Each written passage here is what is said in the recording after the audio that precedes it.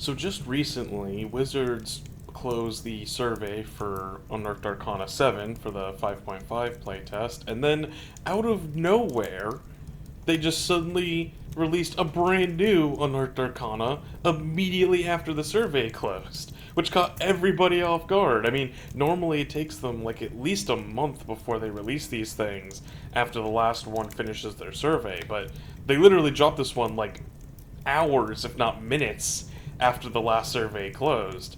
Now, to be fair, this is not a traditional playtest survey, at least as we've come to know them up to this point. In fact, this isn't even a player's handbook playtest.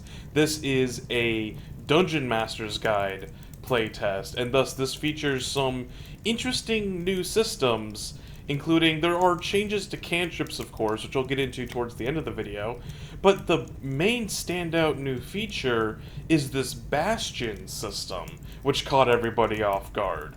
And I've gone ahead and skimmed through this because there's a lot to read, but basically it's kind of a base building system combined with a sort of downtime and random event system all in one that is actually really cool and interesting, and I want to go ahead and talk about that for a little bit today because this is a really cool system and I think it's worth discussing. Now, to be fair, there are somewhat similar systems like this that do already exist in the current Dungeon Master's Guide for 5th edition. There are, technically rules for building a stronghold and doing various downtown activities like carousing or crafting a magic item and things like that. But these rules are all pretty rudimentary and they kind of require a lot of work from the GM as well as the players for that matter to really make them like meaningful, because like for example there's the stronghold system and it's like, oh yeah, if you have like the money and time you can commission a fort or a castle or whatever, but that's kind of the long and short of it. Like there's not really much more to it than that. Like what does the castle do? Like that's up to the GM to decide, and like what's in it, again, whatever the player wants, I guess. But this is a much more specific system that actually involves like adding specific facilities and rooms to your custom base that give you direct benefits in the game every time you visit your bastion. So what exactly is this system? So basically, this is meant to be like a sort of add-on to player progression, where at level 5 is when you're able to get a bastion. So that's when the system like starts, and then as you gain levels, you can accrue bastion points, and then upgrade your bastion with additional rooms and facilities that each can give you bonuses and other benefits and whatnot. Some of them can even help you generate money. And that's the thing, is that by default this doesn't actually cost money at all.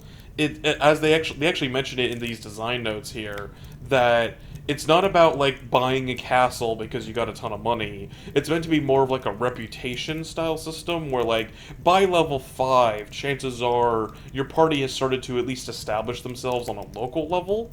And so the Bastion is meant to be like, oh, you saved our town, here, we'll give you like a house or a keep or something like that, and then you're able to customize that and upgrade it over time using your reputation and sort of general resources that you accrue from your adventures. But then of course you can spend money to make it even bigger. So the way that it actually works is you essentially have these facilities down here, and some of them are gated based on your level, of course, so you can only get some at level 5, but then at level 9 you get 2 more, and you start with 2 of these, by the way.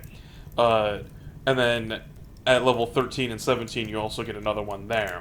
And so the idea is that you pick any 2 of these, and then that just becomes like your house. And every time you go back to your house, you can issue commands like one of these things, depending on what facilities you have. So, you can craft, empower, harvest, that kind of stuff, and then you get benefits based on the actual facilities. So, for example, say you have an arcane study. which is like a sort of basic wizard facility. You can do things like, crafting a new arcane focus, which can be useful if you don't have one. Because keep in mind, this is level 5. Like, you probably don't have that many magic items this early on. So being able to get, like, an arcane focus like that is nice. Then you can also get blank books, and you can even cast Identify for free. Because keep in mind, Identify actually costs material components. I feel like a lot of games forget that. Whereas this, like, if you're in your arcane study, you can cast Identify once a day for free, which makes sense because you're, like, researching.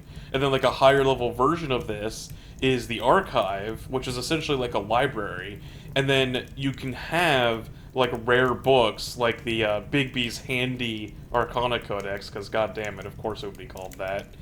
And then, like, these books give you benefits depending on which ones you have, and then you can upgrade it to get more books and whatnot. Some more basic low-level ones are, like, the Barracks, and this lets you have just 12 defenders at your beck and call, and I imagine, like, those could be used for various, story purposes and whatnot, because, like, you now have 12, low-level fighters that can fight for you, but then, of course, there are random events where your Bastion can, say, get attacked while you're not, while you're away, and then these defenders are what, protect it. So, like, there's interesting sort of, like, strategy to, like, how you build your Bastion, because it's like, I'm going to be away from my Bastion for, like, a month. I'm going to need people to make sure that it's safe, and so that it doesn't, have anything weird happen. And there's even synergies between different rooms that I really like. So, like, for example, if you have a barracks, you can also have an armory, which of course makes sense. And then the way the armory works is that you can pay gold if you have an armory and a barracks, and then you can effectively upgrade any defenders that you have so that they don't, they're not as easily killed during these kinds of Bastion events. So, like, it's this really interesting system, and, like, there's more synergies like that, where, let me see here. Oh yeah, so you could also have a smithy, and then that could let you craft brand new equipment instead of having to buy it, and then that also lets you get magic equipment as well. And, like, another fun high-level one is the War Room, which actually, like, this is a facility that, if you read through the details, lets you amass an army of 1,000 people to serve at your beck and call, so that you could just be like, oh, we gotta go fight a dragon, let me call up my boys, and then you just get an army that is 1,000 strong to help chase after that dragon.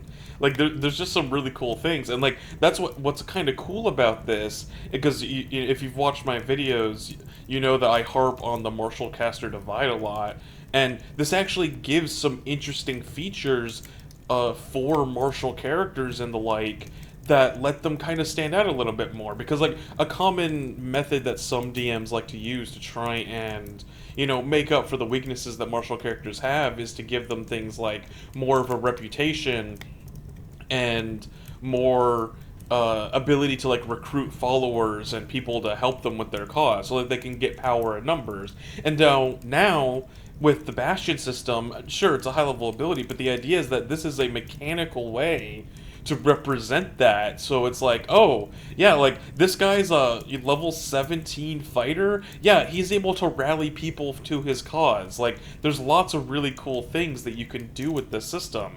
And there's all kinds of interesting, rooms that you can build. Like, I've been focusing on the fighter stuff, but, like, there's teleportation circles that you can use both for, transportation purposes, but also you can have it essentially allow you to bring in a mage or an archmage to cast spells for you. There's theaters, which give you buffs. This is very clearly the bard style one. There's the storehouse, which enables various trades to make it so that you can make money. Stables for mounts. There's various holy rooms, like sanctuaries, that allow you to heal people. Like, there's a lot of really, really cool facilities here, and I can already imagine it being fun to just be like, okay, everybody at the party gets a Bastion.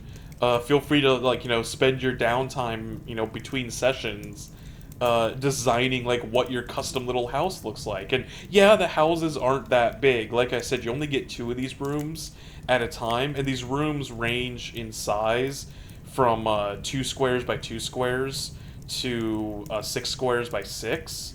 Let me see here. Yeah, each facility specifies what the size of the facility is. And yeah, the area is 4 squares, 16 squares. So like technically it doesn't have to be a square because it's you could do 2 by 2 or you could do 1 by 4 or you could have like a vast one that is like 3 by 10 with like a little bit sticking out and stuff like that. And then you do get 2 basic facilities, and these are kind of non-mechanical rooms that allow you to do things like it just sort of like for flavor. So like for example, the basic facilities include things like bedrooms and kitchens and whatnot. So it's like if you just want to make like a house, you'd probably want to include a bedroom and a kitchen to like just for logical purposes of like where your character sleeps and what they do for food and whatnot. And like these basic facilities, these are the ones that you can sink money into to just sort of like get as many as you want and add more. So like if you want to have 20 bedrooms in your keep, for the thing, like as long as you're willing to pay for it, you can pay for these cheap rooms, and you can like you can probably turn it into like an inn. Like there's lots of cool ways that I think this system could be used. Because like the obvious one is like, oh, everybody gets a house, right? But they actually mention that you can combine your bastions, and like mechanically this doesn't do much other than allow one player's defenders to defend another player's bastion. But it also justifies the idea of giving the players like a bigger plot of land with a bigger structure on it, because like I said, it's kind of hard to say that like you own a castle when you have a house that at most has 4 rooms to start with. But if you have, like, say, a 4-person party, and all 4 players decide to combine their bastions together, that's now a 16-room, structure that could be, like, a pretty sizable keep. And then you can do things like add defensive walls to it and turn it into a proper castle, especially as you add more rooms and size to it. So, like, you could really turn this into a proper castle, or maybe the players essentially become the leaders of a small local village, and so all of their bastions are distinct separate buildings, but they are close together so that they don't have to worry about having like going too far apart from one another. And so it's more like each player has their own manor in a small village that maybe a bunch of other NPCs live in. And like that, and there's even more like a popular idea that I love, that I've seen a lot of people talk about, including myself, is the idea of, like, say, a pirate adventure, and kind of like how in One Piece you have the Thousand Sunny that acts as, like, the crew's home more than their ship. Like, I could totally see building a custom ship based on this sort of bastion system where you're adding things like the arcane study and armories and barracks and whatnot for hirelings that are all on your ship that travels with you. And like I almost imagine that there's probably going to be modules, or at the very least third-party books, that add specific rules for like how to manage that and like how fast the ship could be. And if you want to take it and be full Star Trek, you could combine all the bastions into a single gigantic ship, and then make it so that the ship is a spelljammer, and you're flying through space, and then each of the player characters could be like a bridge officer, so that you have like the fighter who is your chief of security, and you have your bard that acts as the captain, and your wizard that acts as your science officer, and then each of them adds facilities to your spelljammer that accomplish things for their various goals. So, like, the wizard would obviously add the various arcane studies and teleportation circles for the various magical utilities, and the fighter, as the chief of security, would man the barracks and the war room, and then the bard would cover some, maybe they'll add the trade area to manage cargo and negotiate deals and whatnot. And, like, there's so many cool ways that the system could be used. So I think that this is honestly a great addition to the game, because like I said, the existing downtime mechanics just weren't very in-depth, and this feels like a proper system where players get to have fun building their own bases, and there's hirelings involved too. So like there's reasons to create NPCs and give them little personalities and whatnot. And then even when you're away from your base, they mention that as you're like you basically give the maintain order if you're not physically located in your base. And if so, then you could roleplay as your hirelings fending off an attack or things like that. There's lots of interesting story possibilities with this.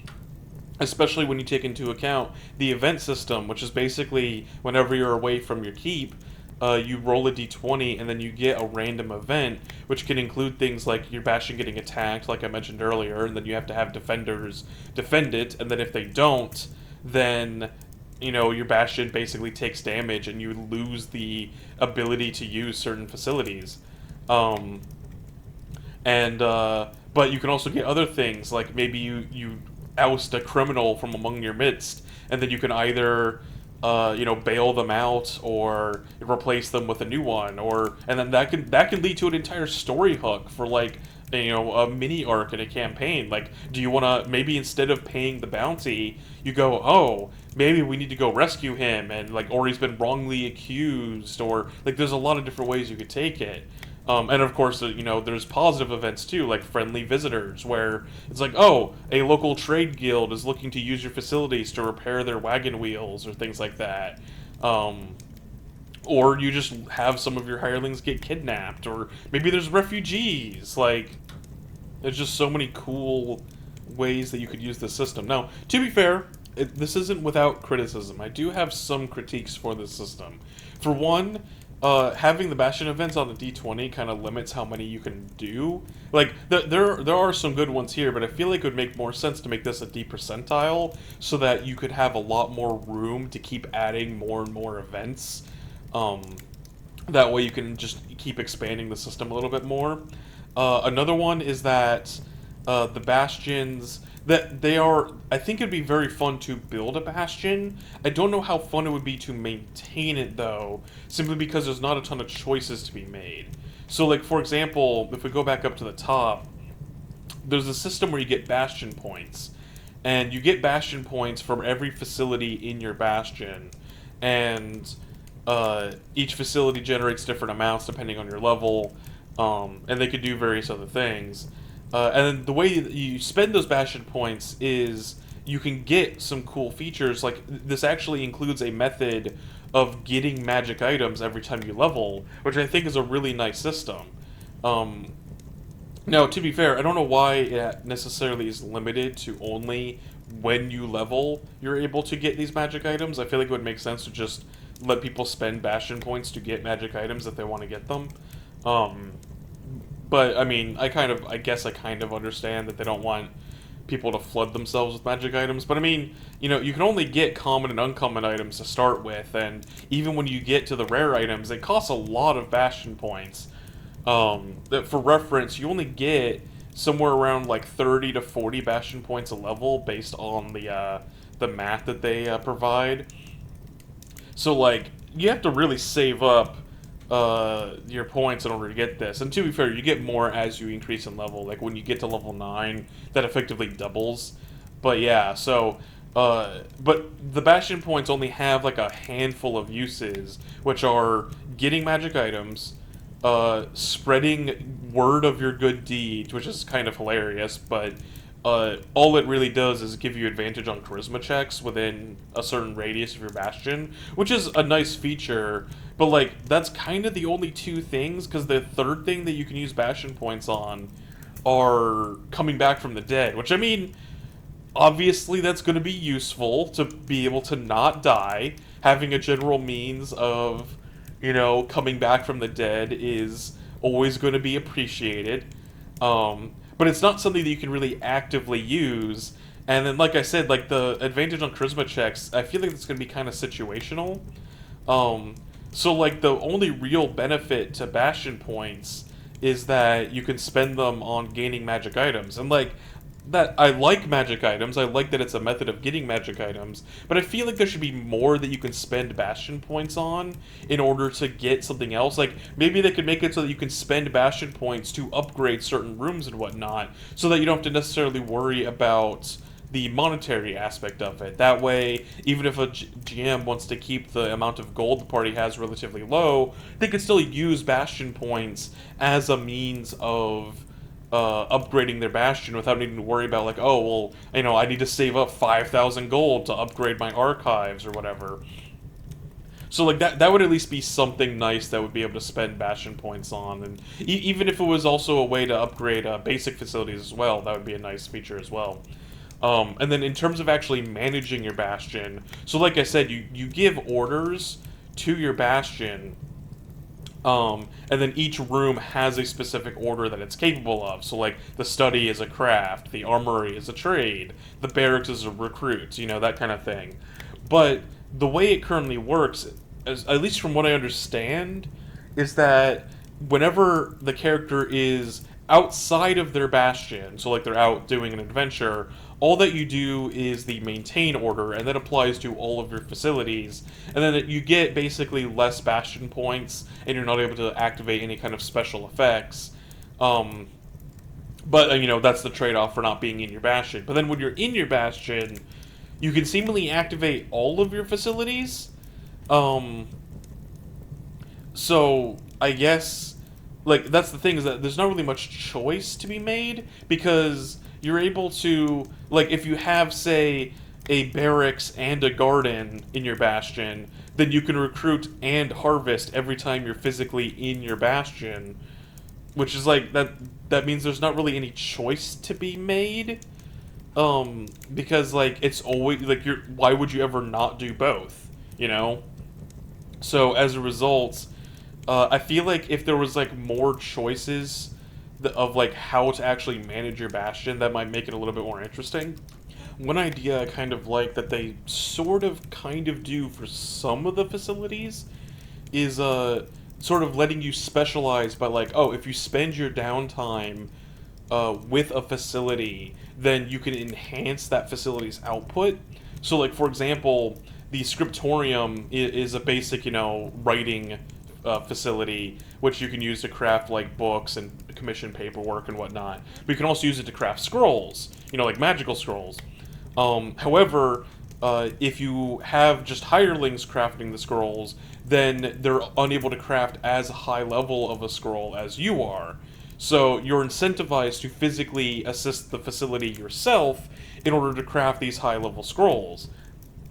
So what I'm wondering is if maybe what they could do is add in more of that kind of ability, where if during downtime you decide to spend your week in that facility, then the facility, maybe generates more points as like a baseline, and then you can also get an additional benefit out of it. So, like, maybe with the garden facility, for example, which produces various, plants and herbs that can be very useful, maybe if you spend your time helping your hirelings, manage those plants and grow those herbs, then maybe it doubles the output, or something like that. And then that way, the idea would be that every time you take a turn, you can only assist one facility at a time, but all of your facilities still do something. So it would be a meaningful choice for the player to be like, oh, okay, I'm going to assist my garden on this turn so that I can get another healing potion, and then on my next turn, I'm not going to assist my garden, but it'll still produce a healing potion instead of two. And instead, I'll assist my laboratory and use it to get more poisons or other kinds of, things like that. So I think that it could be made a little bit more, active in terms of, like, the choices you make during downtime. So that's not just like, why not just use every single facility at the same time or things like that. But overall, though, I think it is a very solid system, and it's a good combination of, like I said, base building, downtime, crafting, magic item acquisition. Like, it covers a lot of bases, and I think it does it really well. And it's just really fun and flavorful, and could be used for a lot of different things. So yeah, and with that, I think it's about time we moved on to the other part of this document, which is the revised cantrip section. Now, this doesn't include every cantrip, of course. It's only a handful, but uh, this is the actual mechanical sort of part of this document, and they actually do some very, very interesting things here that actually give me some pretty good hopes. Now, like I said, I'm normally a guy that is advocating for martial rights and, trying to nerf casters and whatnot, but honestly, even in my opinion, cantrips have never really been the issue. Cantrips, I think, scale actually pretty well compared to martial attacks, such that martial attacks always are generally more powerful than just casting a cantrip, and in turn, I think it's fine that cantrips scale the way they do. Uh, but there's always been room for improvement on cantrips because there's just a lot of cantrips that aren't good. Like, for example, like, take a look at Acid Splash, right?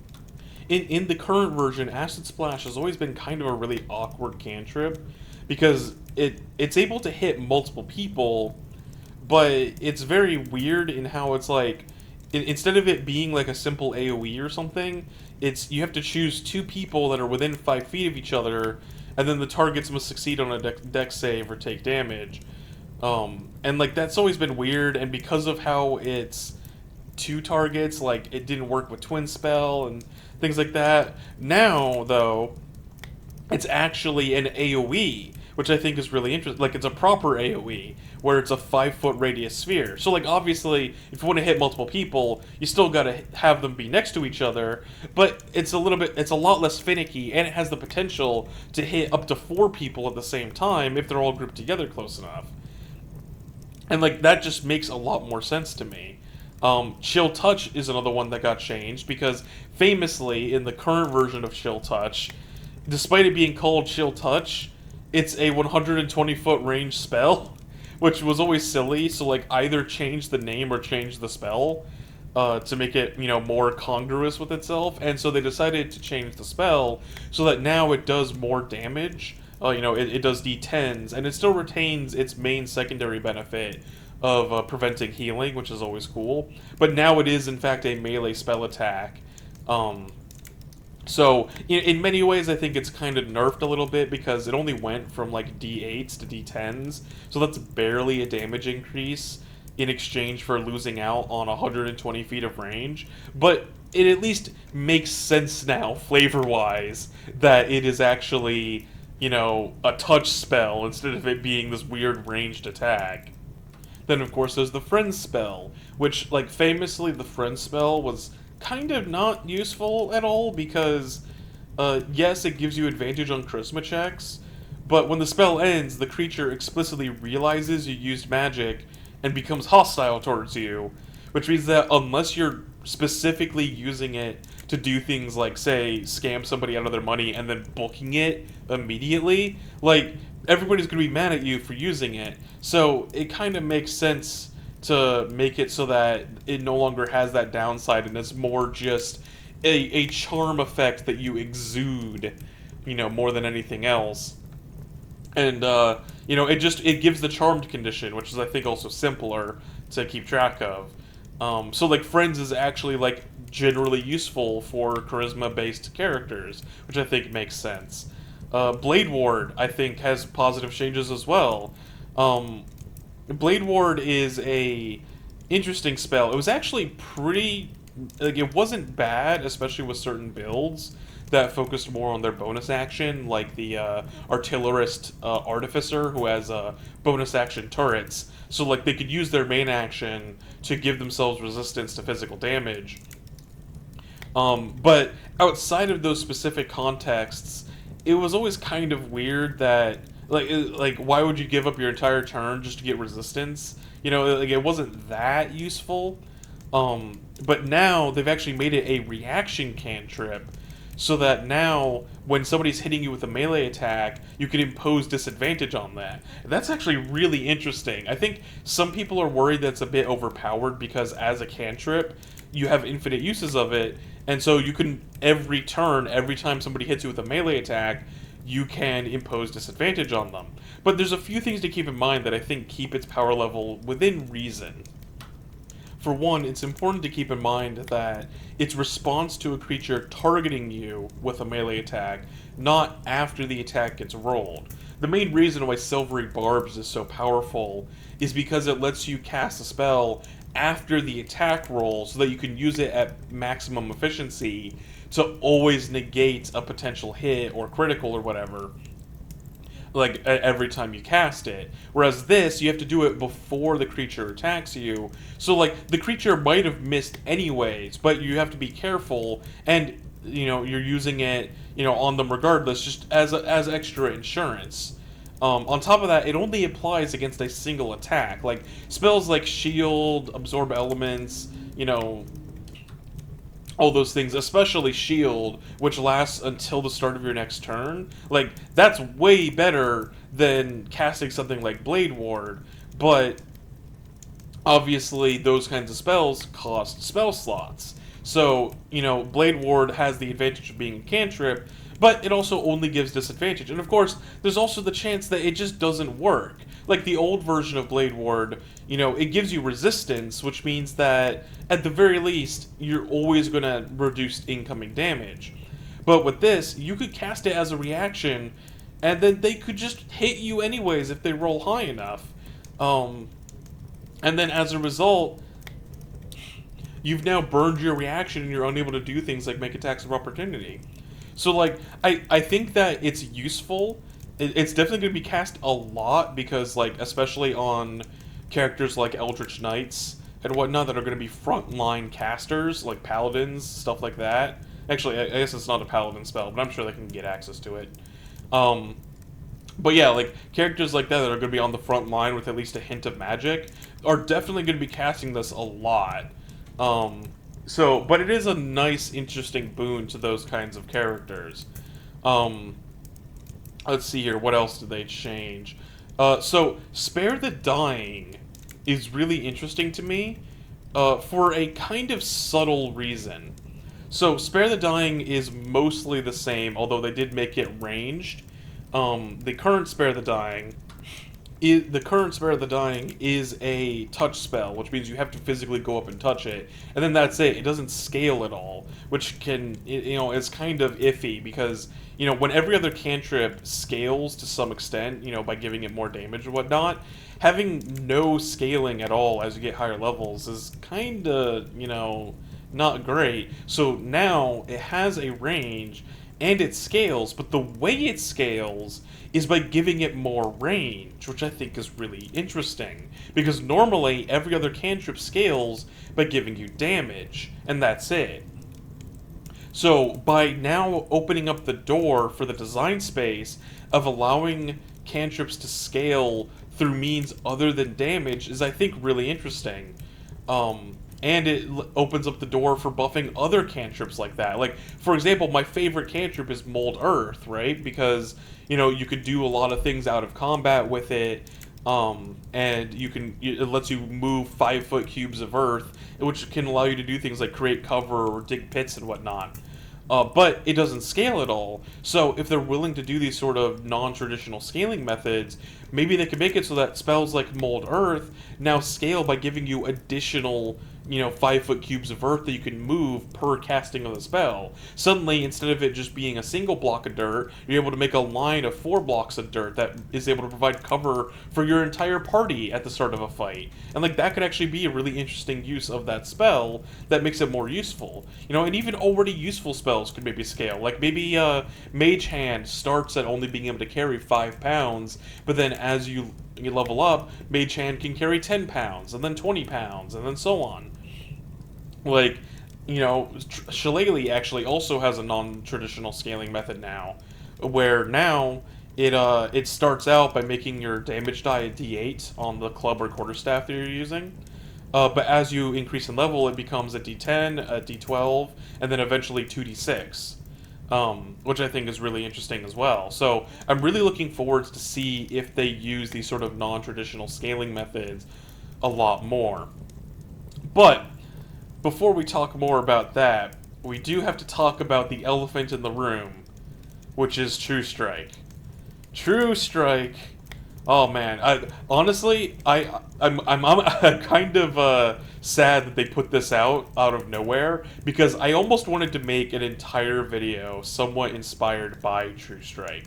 Famously, True Strike is the worst spell or cantrip in the game because True Strike, as it is now, literally all it does is give you advantage on a single attack roll, but the attack has to be an attack on your next turn, and you have to have concentration while maintaining the True Strike, which means that this is a 2-turn cantrip that eats up your concentration. So you could lose your concentration if you get attacked, and then all you get is a single roll with advantage. Which, like, if you think about it, if you have 2 attacks, like, or rather 1 attack across 2 turns, so you can make 2 attacks in total, why would you cast True Strike when you could just attack twice and potentially do twice as much damage? Because, like, if your attack with advantage, if both die hit, then you only get 1 attack's worth of damage out of it. It's so bad. And so naturally there have been a lot of people theorizing how True Strike could be made usable, and they've made True Strike usable in this. So what True Strike does now is instead of giving you advantage, it lets you make an attack with a weapon using your spellcasting ability for the attack and damage rolls instead of strength or dexterity. And then on top of that, if the attack deals damage, it can be radiant damage or the weapon's normal damage. So it does a number of things here. Let's, like, wizards and whatnot can now bonk people with their staves instead of having to use like a cantrip or something, which I think makes sense. It gives them like a melee option that works pretty well. And then on top of that, it increases the damage of that melee attack as you level. So that way you're able to get more damage out of it, which makes sense. And then the ability to change between normal damage and radiant damage is nice because now, it doesn't get locked into a single damage type. So if something has physical resistance, you can bypass that by making it radiant. And if it has radiant damage, you're not locked into radiant damage, so you can still do physical damage. So it is definitely useful. Now, it is a little boring. It's pretty basic. It just lets you make an attack with a weapon as a caster, but there are some potential really good uses for it. Like the new Eldritch Knight, I could see them benefiting from this quite well because, sure, they can already attack with weapons pretty well, but this gives them an extra attack that lets them deal a lot more damage since they can cast a cantrip in place of a single attack instead of as their entire action. And in general, this actually could be used as a template for potential blade cantrips, because rather famously, there are the Sword Coast Adventurer's Guide cantrips called Green Flame Blade and Booming Blade, and they're very situationally powerful, and a lot of tables don't like them, but at the same time, they're the only real options for, Gish-style classes that want to use swords and magic in combination with each other. And I think that this True Strike could be a good template to maybe design more spells like this, or maybe even just upgrade True Strike with some more options. Like maybe instead of it just being radiant damage, maybe let somebody infuse it with any elemental damage type, and now you can do things like exploit elemental weaknesses and things like that, while also having a little bit more flavor, so that it's like, oh yeah, I'm a spell sword that enchants my sword with lightning as I go in for an attack, and that there's some really cool things that you can do with it. But yeah, regardless of any other criticism I might have, pretty much no matter what, this version of True Strike is infinitely better than the old one that we had before this point. So I can't really complain too much about it being, a very straightforward and simple cantrip. Though, to be fair, I think it is technically now the most damaging cantrip. It only scales by d6s, of course, but keep in mind that you're adding your ability modifier to the attack and damage rolls. So, like, if you have, say, a greatsword, that's 2d6 to start with, and then you get to add your ability modifier, which could be up to a +5, and then you're adding up to 3 more d6s on top of that. So compared to Firebolt, which only does 4d10, I think that this actually does a lot more. And you can also use this with ranged attacks too. It just says weapon, not melee weapon. So you could use this with like a hand crossbow or a heavy crossbow for that matter. Maybe even a musket, actually. That could be a fun use for it. And in that case, you're using a d12 right off the bat. So yeah, I think that there are some really... There's definitely some good use cases for this cantrip. And I think I'm okay with it being the sort of go-to generic damaging cantrip as it is now. Though, like I said, I would love to see more blade cantrips like that just because I want more tools for my Eldritch Knight to be able to use. But hey, I mean, I can't complain too much when they're also giving us Blade Ward and Acid Splash and things like that. So yeah, overall, I think that pretty much all of these cantrip changes are positive, in my opinion. Like, I think that they're all pretty good. The only one that is a little bit weird as a nerf is Shocking Grasp. Compare that to the old version of Shocking Grasp. The old one is actually pretty significantly more powerful because it lets you... it deals d8s of lightning damage, just like the current one does, and it removes the ability to take any reactions until the start of their next turn, and you get advantage if the if the target is wearing armor made of metal, so you get advantage on your attack roll. Now, to be fair, I guess that is a lot of benefits. Like, it would kind of make more sense if it was just the advantage on the attack roll, if they have metal, or the inability to take reactions. But they've kind of gotten rid of both in this version, where it only does d8s. It still does lightning damage, of course. But it only specifically removes the ability to make opportunity attacks until the start of their next turn. Now, to be fair, that is the main thing that you would probably want to use it for if you were a wizard stuck in melee with someone. You want to shock somebody so that they can't stab you while you run away. But that is a pretty significant nerf in that, you know, they can still take other reactions and they're able to... you no longer get the benefit for if they're wearing metal. So, like, I feel like if you're going to nerf that secondary aspect of it to this extent, where it only works on opportunity attacks, they could probably have kept the advantage on wearing metal, in my opinion. Especially since it does less damage than, you know, other melee cantrips like True Strike, and the like. So, yeah, I feel like there's maybe some other options here. But yeah, so overall though, like I said, I think that these cantrips are pretty good. I'm really looking forward to seeing more of what they're capable of in the future with all the other cantrips. Like I said, I really want to see things like maybe Minor Illusion could be buffed to make it so that it scales by giving you more illusions as you level up. Mold Earth being able to affect a wider area.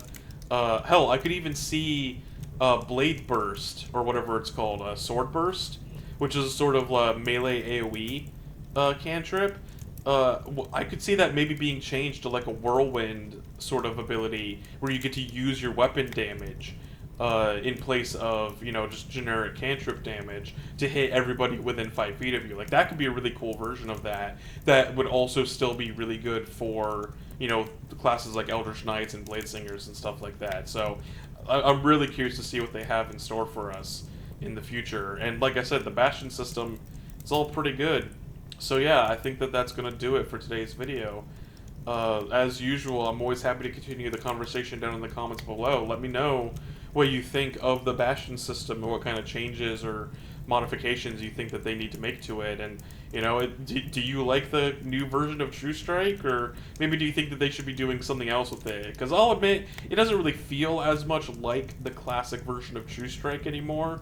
You know, maybe they could do something else with it, maybe improve its flavor a little bit, you know, but I still definitely like this as a cantrip on its own. And, you know, if you like what you saw, make sure to leave me a like, and if you want to see me make more videos like this in the future, by all means, make sure to hit that subscribe button so that you can get notified of when I make more videos like this one.